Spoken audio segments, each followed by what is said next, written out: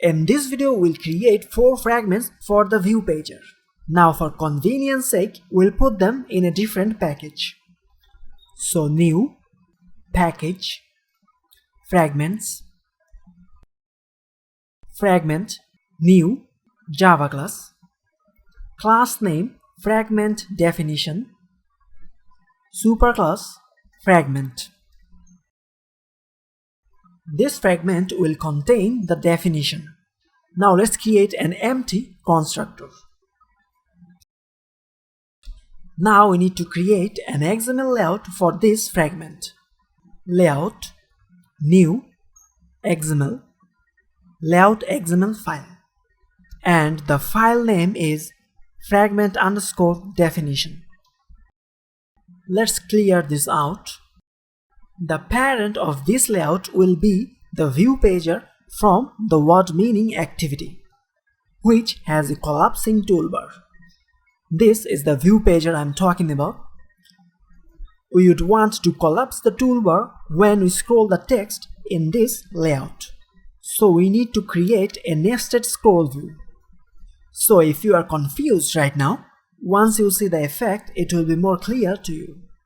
So let's create the nested scroll view. Layout width and height is match parent. Now inside the nested scroll view, let's create a vertical linear layout. Layout width and height is match parent. And inside this linear layout, we'll create a text view. So the ID is text view D, and here is some styling properties for this text view. Now on to the fragment definition.java. Now let's add the fragment definition XML file. And to do that, we need to overwrite on create view. So the fragment_definition XML file is added to the view of this fragment. Now let's create 3 more similar fragments by copying and pasting this fragment definition. So Ctrl C and Ctrl V, and here the name is fragment synonyms. And again, the name is fragment antonyms.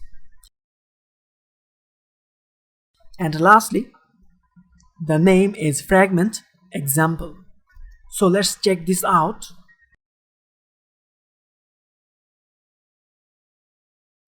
Seems alright. We are using the same fragment_definition XML file for all of these fragments. And that's all for this video.